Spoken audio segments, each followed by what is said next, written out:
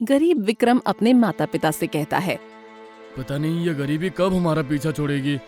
ऐसा क्या करूं कि मैं तुरंत ही अमीर बन जाऊं। बेटे, अमीर बनने के लिए कड़ी मेहनत करनी पड़ेगी। अगर ऐसे ही तू निकम्मा बना रहेगा तो तुझे कोई चवन्नी भी नहीं देगा। बेटा, गांव में कोई काम करके पैसा कमाना तो शुरू कर। तुम लोग मेरी बात नहीं समझोगे। मैं कड़ी मजदूरी करके मजदूर बनना नहीं चाहता। मैं बिना मेहनत किए अमीर बनना चाहता हूँ। ऐसा कभी नहीं हो सकता। तेरी ऐसी बातें सुनकर हमें चिंता होती है कि हमारे मरने के बाद तेरा क्या होगा। माता पिता की बातें सुनकर विक्रम गुस्सा होकर बाहर चला जाता है और गरीब माँ बाप उदास हो जाते हैं। पता नहीं ये कब सुधरेगा। वक्त हर दर्द की दवा है।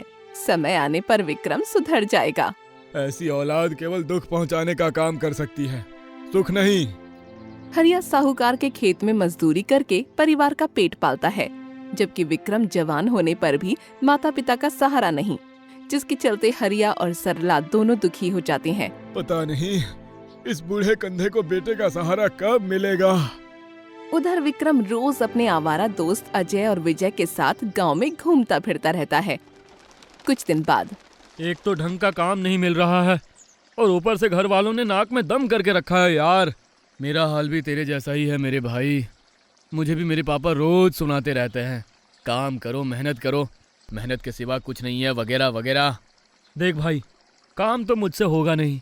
कुछ ऐसा रास्ता बता कि हम जल्द से जल्द धनवान बन जाए। जल्दी से धनवान बनने के लिए सबसे पहले हमें ये गांव छोड़ना होगा। अरे वो तो ठीक है, मगर हम जाएंगे कहाँ? किसी ऐसी जगह पर जहाँ नोटों की बरसात हो और हम अमीर बन जाएं। तीनों बातें कर ही रहे थे, तभी एक कागज हवा में उड़ते हुए विक्रम के चेहरे पर आया। अरे ये क्या है? अरे ये तो नक्शा है। लगता है कोई खजाने का नक्शा है। खजाने का नक्शा? हाँ यार, अपनी तो निकल पड़ी। तो अब क्या किया जाए? लगता है हमारी किस्मत की चाबी खुलने वाली है। हाँ, अब हमें अमीर बनने से कोई नहीं रोक सकता। हाँ, अब कुछ ही दिनों के बाद दुनिया वाले मुझे विक्रम सेठ कह के पुकारेंगे और मुझे विजय सेठ। अरे पहले नक्शा देखो तो सही, खजाना कहाँ है, किस दिशा में है। बिना नक्शा देखे ही करोड़पति बन जाते हो यार। तीनों उस नक्शे को गौर से देखते हैं। ये जगह तो अपने गांव से काफी दूरी पर है।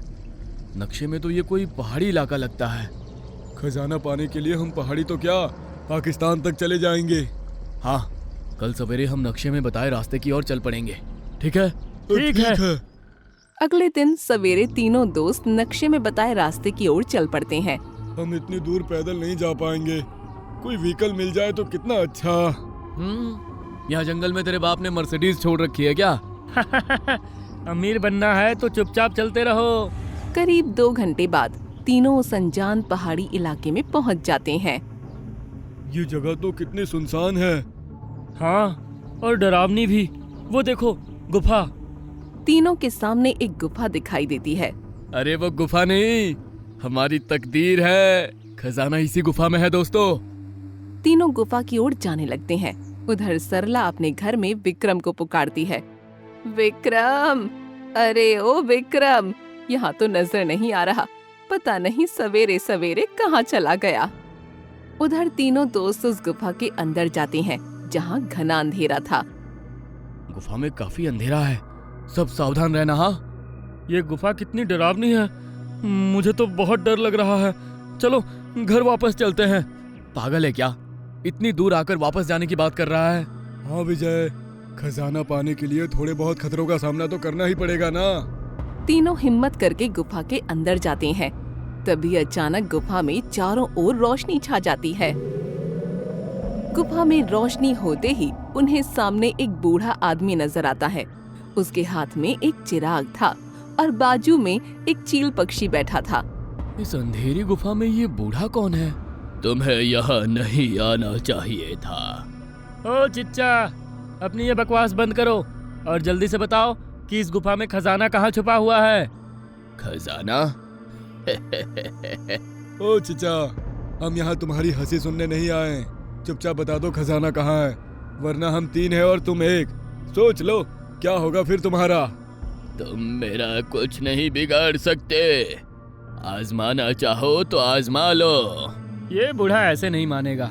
चलो इसकी पिटाई करके इसके हाथ में जो चिराग है उसे छीन लेते हैं। जैसे ही तीनों उस बूढ़े आदमी को मारने जाते हैं, बूढ़ा चिराग से कहता है, ए जादुई चिराग, ये तीनों मुझे मारकर चिराग लूटने का ख्वाब देख रहे हैं। अब इनकी धुलाई तो बनती है। पहलवानों हाजिर हो। मेरे हट्टे कट्टे पहलवानों, चलो जल्दी से इन तीनों की अच्छे से धुलाई करो। जो हुकुम मेरे आका। दोनों पहलवान मिलकर तीनों की खूब धुलाई करते हैं। अरे अरे नहीं नहीं, हमें मत मारो। ठहरो। बाबा के ठहरो कहते ही दोनों पहलवान ठहर जाते हैं। अब तुम जा सकते हो। बूढ़े के जाओ कहते ही दोनों पहलवान धुआं बनकर जादुई चिराग में चले जाते हैं। ये मेरा जादुई चिराग है, इसे मुझसे कोई नहीं छीन सकता। अब रही बात तुम्हारी, तो तुम लोग अगर जिंदा रहना चाहते हो तो फौरन यहाँ से चले जाओ। तभी विक्रम मिट्टी उठाकर बूढ़े आदमी की आंखों में फेंक देता है। अब मेरी आंखें। आंखों में मिट्टी जाने से बूढ़े आदमी को कुछ दिखाई नहीं दे रहा था। तभी विक्रम जादुई चिराग छीन लेता है। हे जादुई चिराग, इस बूढ़े को पत्थर की मूर्ति बना दे। विक्रम के कहते ही बूढ़ा आदमी पत्थर की मूर्ति बन जाता है।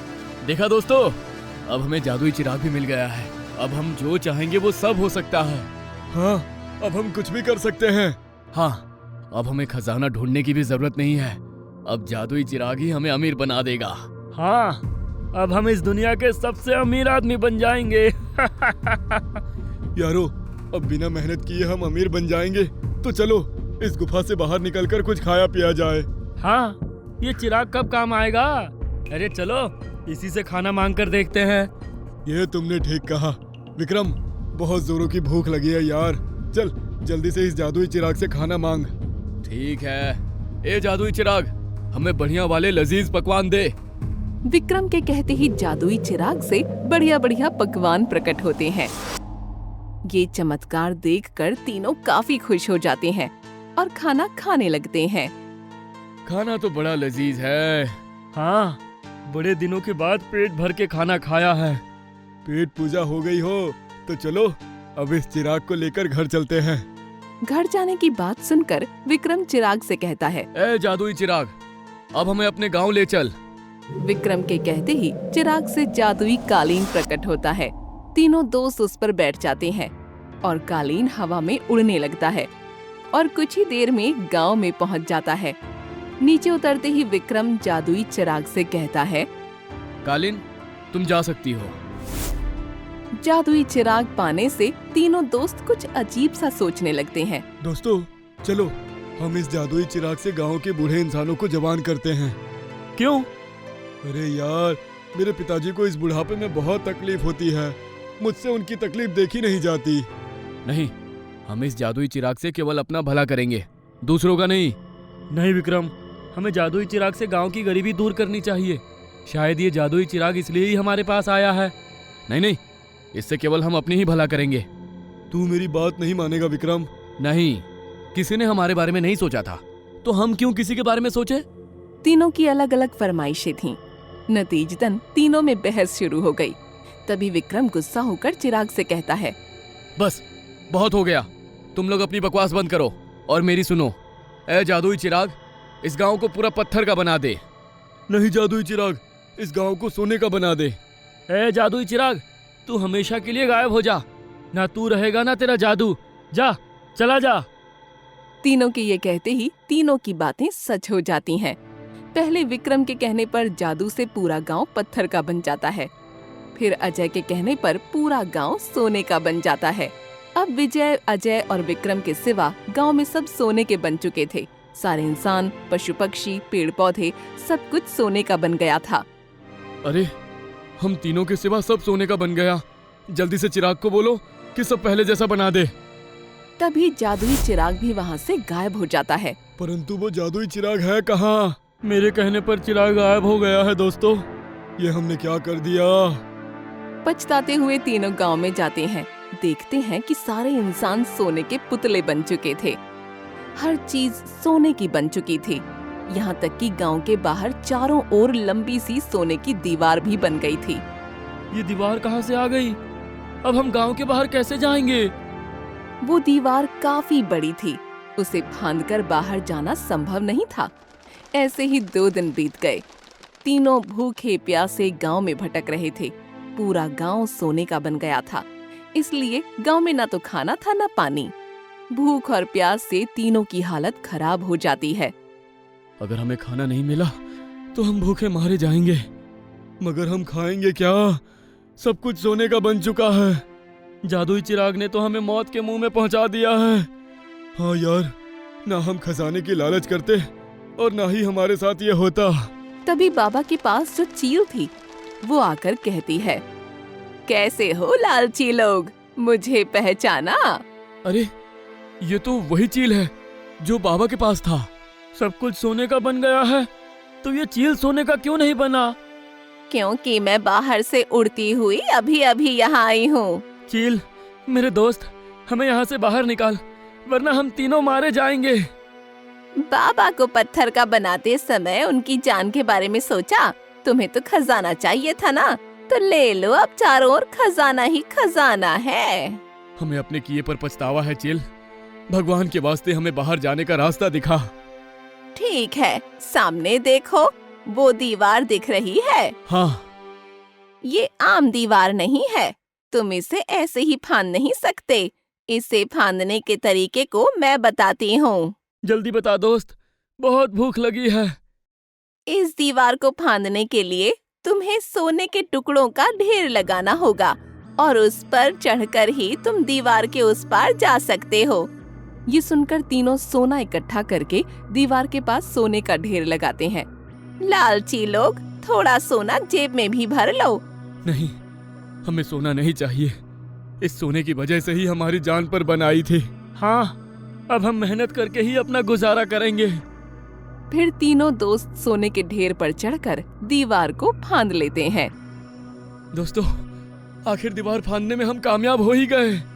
हाँ, चलो अब जल्दी से मुझे खाना खिलाओ, बहुत भूख लगी है। तभी उन तीनों के सामने जादुई चिराग आता है। विक्रम, वो देखो, जादुई चिराग। जादुई चिराग, तू कहाँ चला गया था? हुक्म का पालन करना मेरा काम है। तुम तीनों ने जो बोला था मैंने वही तो किया था।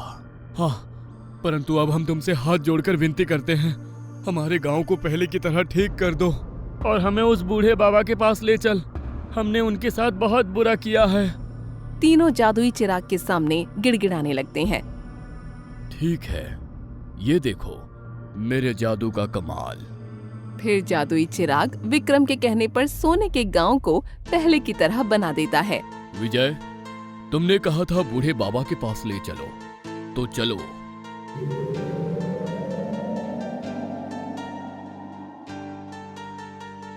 कुछ ही देर में तीनों बूढ़े बाबा की पत्थर की मूर्ति के सामने पहुंच जाते हैं।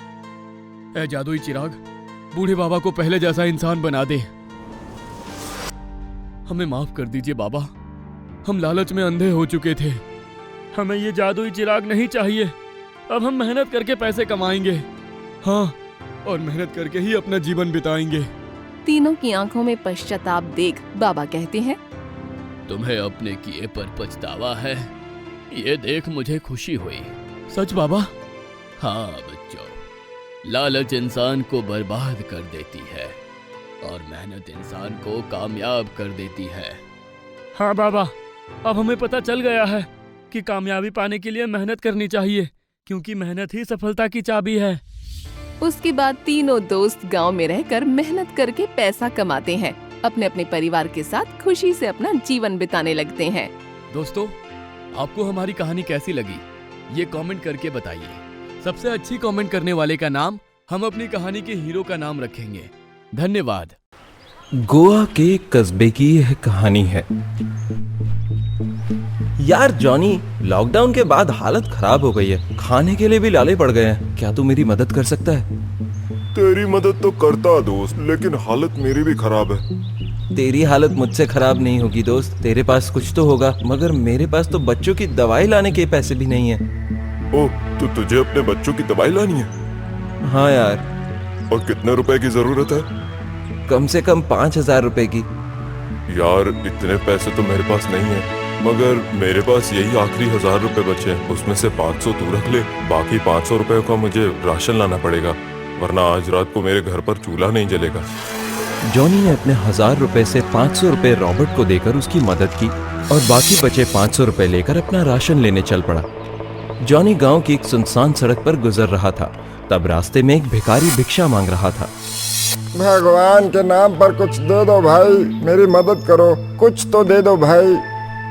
माफ करो बाबा। माफ करो बाबा कहकर जॉनी जब जाने लगा, तब पीछे से भिखारी ने जॉनी को फिर से आवाज दी। 4 दिन से भूखा हूँ बेटा, कुछ खाना दे दे वरना मैं मर जाऊंगा। यह सुनकर जॉनी रुक जाता है और वापस भिखारी के पास जाकर उसे कहता है, बाबा मैं आपकी मदद जरूर करता, मगर मेरे पास सिर्फ 500 रुपए ही है जिसका मुझे राशन लेना है। अगर मैं अपने घर आज राशन लेकर नहीं गया तो मेरी बीवी बच्चे भूखे मर जाएंगे। जॉनी की यह बात सुनकर भिखारी काफी दुखी हो गया और उसने गिड़गिड़ाकर जॉनी से मदद मांगी। बूढ़े भिखारी को गिड़गिड़ाते देख जॉनी को उस पर दया आ गई और उसने अपने पास जो राशन के लिए बचे थे वो 500 रुपए उस जरूरतमंद भिखारी को दे दिए। पैसा पाकर भिखारी की आंखों में चमक आ गई और वह खुश होकर बोला, तूने अपना नुकसान करके मेरा फायदा किया है, तू एक अच्छा आदमी है, इसीलिए मेरा भी फर्ज बनता है कि मैं भी तेरे लिए कुछ अच्छा काम करूं। फिर उस भिखारी ने अपने झोले में से एक बांसुरी निकाली और बांसुरी जॉनी को देते हुए बोला, ये जादुई बांसुरी है, तुम्हारे मन में जो भी ख्वाहिश हो वो इससे कहना, फिर बांसुरी बजाना, तुम्हारी हर ख्वाहिश पूरी होगी। बाबा अगर ये जादुई बांसुरी आपके पास थी तो आप अपनी ख्वाहिशें क्यों नहीं पूरी करते थे? आप क्यों भिक्षा मांगते हो? मैं तो तेरी परीक्षा ले रहा था, दरअसल मैं भिखारी नहीं जीनी हूँ। आज के बाद जब भी तुम मुझे मिलना चाहो तो यहाँ आकर मुझे 3 बार पुकारना, मैं हाजिर हो जाऊंगा। अलविदा। और फिर जॉनी उसी वक्त सोचता है कि क्या सच में बांसुरी मेरे मन की ख्वाहिश पूरी करेगी, और फिर उसने बांसुरी से कहा, बांसुरी मुझे सोने के सिक्के दो। सोने के सिक्के दो बोलकर जॉनी ने जब बांसुरी बजाई तो आसमान से सोने के सिक्के गिरने लगे। सारे सिक्के उठाकर जॉनी अपने घर की ओर चल दिया। रास्ते में जॉनी ने सोचा, अब तो मेरे पास जादुई बांसुरी है, मैं अपने दोस्त रॉबर्ट की मदद कर सकता हूँ, उसे अपनी बेटी की दवाई जुलानी है। फिर जॉनी रॉबर्ट के घर जाता है। जॉनी को अपने घर देखकर रॉबर्ट उससे पूछता है, क्या बात है, इतनी जल्दी वापस आ गया, राशन नहीं लाया? देखो मुझे दिए हुए 500 रुपए वापस मत मांगना, मुझे पैसों की बहुत जरूरत है। मैं पैसा लेने नहीं आया हूँ, अब मैं अमीर बन गया हूँ। यह कहकर जॉनी ने रॉबर्ट को जादुई बांसुरी दिखाई। ये देखो दोस्त, ये जादुई बांसुरी है, मुझे किसी ने गिफ्ट में दी है। अपनी ख्वाहिश इससे बोलकर बांसुरी बजाने पर यह हमारी ख्वाहिश पूरी करती है। अच्छा? हाँ, मैं अभी तुम्हें दिखाता हूँ। फिर जॉनी ने बांसुरी को अपनी ख्वाहिश बताई। बांसुरी, मेरे दोस्त रॉबर्ट के लिए मुझे 5 सोने के सिक्के दो। यह बोलकर जॉनी ने बांसुरी बजाई। बांसुरी बजते ही 5 सोने के सिक्के गिरे। यह देख रॉबर्ट देखता ही रह गया। लो दोस्त, ये सारे सोने के सिक्के अब तुम्हारे हैं, इससे तुम अपनी बेटी का इलाज कराना और बाकी बचे सिक्कों से अपनी बेटी को पढ़ाना। सोने के सिक्के और जादुई बांसुरी देखकर रॉबर्ट के मन में लालच जागी। उसने सोचा कि अगर वो बांसुरी उसे मिल जाए तो वो आसानी से करोड़पति बन सकता है। इसलिए बांसुरी हथियाने के लिए रॉबर्ट ने जॉनी से कहा, ये बांसुरी तो बड़ी चमत्कारी है, इसके बारे में किसी से कुछ कहा तो नहीं, और ख्याल रखना कि कोई इसे चुरा न ले। लाओ, मैं इसे थैली में रख देता हूँ, फिर तुम इसे संभाल कर घर ले जाओ। जॉनी ने बिना कुछ शक किए जादुई बांसुरी अपने दोस्त रॉबर्ट को दे दी। रॉबर्ट ने थैली में डालते समय बांसुरी बदल दी। उसने जादुई बांसुरी अपने पास रख ली और दूसरी बांसुरी थैली में डालकर जॉनी को दे दी। जॉनी वहां से अपने घर की ओर चल पड़ा। घर पहुंचने पर जॉनी ने अपनी पत्नी जूली को जादुई बांसुरी के बारे में बताया और सोने के सिक्के भी दिए। सोने के सिक्के देखकर जूली बहुत खुश हुई। अब वे दोनों सोने के सिक्के खर्च करके खुशी खुशी रहते हैं, मगर कुछ ही दिनों में सोने के सिक्के खत्म हो जाते हैं और धन की जरूरत पड़ने पर जॉनी बांसुरी से अपनी ख्वाहिश बताकर बांसुरी बजाता है।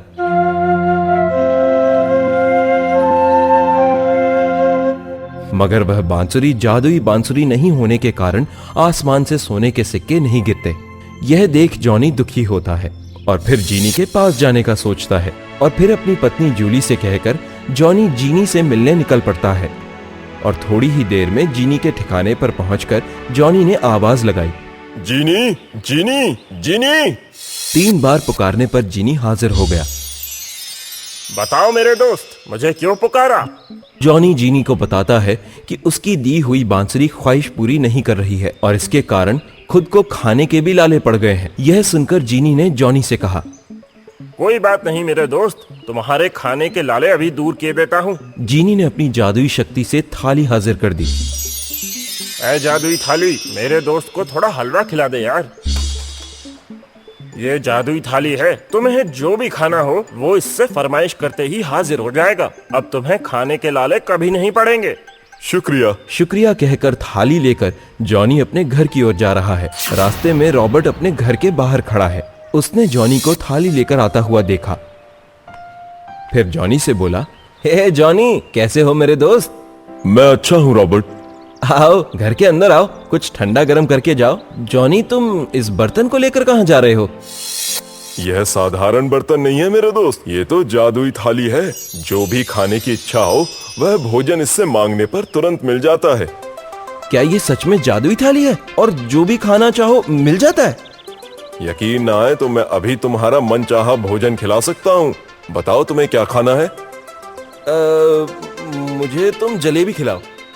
ठीक है, अब देखो मेरी जादुई थाली का कमाल। ए थाली, मेरे दोस्त को जलेबी खिलाओ। अरे वाह, ये तो वाकई में जादुई थाली है। लाओ ये थाली मुझे दे दो, मैं जलेबियां दूसरे बर्तन में लेकर तुम्हें ये थाली खाली करके वापस देता हूँ। और दूसरी बार भी रॉबर्ट जॉनी को बेवकूफ बनाने में कामयाब रहा। जलेबियां दूसरे बर्तन में लेने के बहाने रॉबर्ट किचन में जाकर जादुई थाली खुद रख लेता है और दूसरी थाली जॉनी को देता है। जॉनी दूसरी थाली लेकर अपने घर की ओर निकल पड़ा। घर जाकर जॉनी ने जूली को जादुई थाली के बारे में बताया और फिर जॉनी ने थाली से कहा, ए थाली, मेरी ब्यूटीफुल वाइफ को टेस्टफुल मिठाई खिलाओ। मगर ये थाली जादुई थाली नहीं होने की वजह से थाली में मिठाई नहीं आती है। यह देखकर दोनों पति पत्नी दुखी हो जाते हैं। लगता है मेरे साथ धोखा हुआ है। कहीं मेरे दोस्त रॉबर्ट ने थाली बदल तो नहीं ली है? नहीं नहीं, रॉबर्ट मेरा दोस्त है, वो ऐसा हरगिज नहीं कर सकता। क्या करूं, कुछ समझ नहीं आ रहा। आप जीनी के पास वापस जाओ और जीनी की मदद लो। जीनी अपनी जादुई शक्ति से दूध का दूध और पानी का पानी कर देगा। जॉनी को जूली की बात में दम लगा और उसने जीनी के पास जाने का फैसला किया। वह जीनी के पास जाने को निकल पड़ा। जीनी का ठिकाना आने पर जॉनी ने उसे आवाज लगाई, जीनी, जीनी, जीनी। और पलक झपकते ही जीनी प्रकट हो गया। जॉनी ने जीनी को सारी बात बताई और अपने दोस्त रॉबर्ट पर शक है वह भी बताया। जीनी ने अपनी जादुई शक्ति से देख लिया कि रॉबर्ट ने जॉनी के साथ दोस्ती में गद्दारी की है और धोखे से बांसुरी और थाली दोनों ही ले लिया है। इसलिए जीनी ने रॉबर्ट को सबक सिखाने का मन बना लिया। तुम ठीक कहते हो जॉनी, तुम्हारे दोस्त रॉबर्ट ने तुम्हारे साथ धोखा किया है, उसे सबक सिखाना ही होगा। और फिर जीनी ने अपनी जादुई शक्ति से मिस्टर इंडिया का ब्रेसलेट हासिल किया और ब्रेसलेट जॉनी को देते हुए बोला, लो, ये मिस्टर इंडिया का ब्रेसलेट है। इसे पहनकर तुम कहीं भी और कभी भी गायब होकर जा सकते हो। मगर इसे पहनकर कोई दूसरा आदमी गायब होने की ख्वाहिश करेगा तो वो गायब नहीं होगा, लेकिन हवा में चिपक जाएगा और तब तक चिपका रहेगा जब तक तुम ब्रेसलेट को उसे छुड़ाने का हुक्म नहीं करोगे। ये सिर्फ तुम्हारे हुक्म का ही पालन करेगा। जाओ, तुम्हारे लालची दोस्त के पास जाकर उसे ये मिस्टर इंडिया का ब्रेसलेट पहनाओ, फिर देखो मजा। जॉनी मिस्टर इंडिया का ब्रेसलेट लेकर रॉबर्ट के घर की ओर निकल पड़ा। रॉबर्ट घर के बाहर ही खड़ा है। उसने जॉनी को आता हुआ देखा। अरे वाह जॉनी, ये तुमने हाथ में क्या पहना हुआ है? नई घड़ी खरीद कर आए हो क्या? नहीं नहीं, ये घड़ी नहीं है। तो फिर क्या है ये? किसी को बताओगे तो नहीं? नहीं नहीं, मैं किसी को नहीं बताऊंगा। बताओ ना, क्या है ये? ये मिस्टर इंडिया का ब्रेसलेट है। जो भी इसे पहनकर गायब होने की ख्वाहिश करेगा वो गायब होकर कहीं भी जा सकता है। इसे पहनने वाला गायब होकर कहीं भी जा सकता है? हाँ, बिना वीजा लिए अमेरिका भी जा सकता है। जॉनी की बात सुनकर एक बार फिर रॉबर्ट के मन में लालच जागी। उसने मिस्टर इंडिया का ब्रेसलेट हथियाने के लिए जॉनी से कहा, यार जॉनी, मुझे भी एक बार ये ब्रेसलेट पहनने देना, मैं भी गायब होकर देखना चाहता हूँ। जॉनी ने तुरंत ही मिस्टर इंडिया का ब्रेसलेट रॉबर्ट के हाथ में दे दिया और रॉबर्ट ने ब्रेसलेट पहनकर गायब होने की ख्वाहिश की तो वो हवा में लटक गया। अरे अरे अरे अरे ये क्या हो गया? मैं तो हवा में लटक गया। जॉनी मुझे बचाओ, मैं तो हवा में लटक गया। मुझे नीचे उतारो, नीचे उतारो। नहीं, जब तक तुम अपना गुनाह कबूल नहीं करोगे तब तक हवा में ही लटकते रहोगे। गुनाह? अरे कौन सा गुनाह भाई? बताओ, मेरी बांसुरी और जादुई थाली तुमने चुराई है या नहीं? मुझे माफ कर दो, मैंने ही तुम्हारी दोनों चीजें चुराई हैं। मुझे माफ कर दो भाई, और जल्दी से मुझे नीचे उतारो। पहले मुझे ये बताओ, मेरी बांसुरी और जादुई थाली कहाँ है? तुम्हारी दोनों चीजें वहाँ अलमारी से ले लो मेरे बाप। और फिर जॉनी अलमारी में से बांसुरी और जादुई थाली लेता है। फिर रॉबर्ट के हाथ से मिस्टर इंडिया का ब्रेसलेट निकालकर खुद पहनता है और फिर उसे हुक्म देता है कि रॉबर्ट हवा में 3 घंटा लटकता रहे, फिर उसे नीचे उतार देना। ऐसा हुक्म देकर जॉनी खुद गायब होकर अपने घर चला जाता है। आपको हमारा ये वीडियो पसंद आया हो तो प्लीज हमारे चैनल को सब्सक्राइब कीजिए और हाँ, वीडियो को लाइक और शेयर करना मत भूलना। धन्यवाद।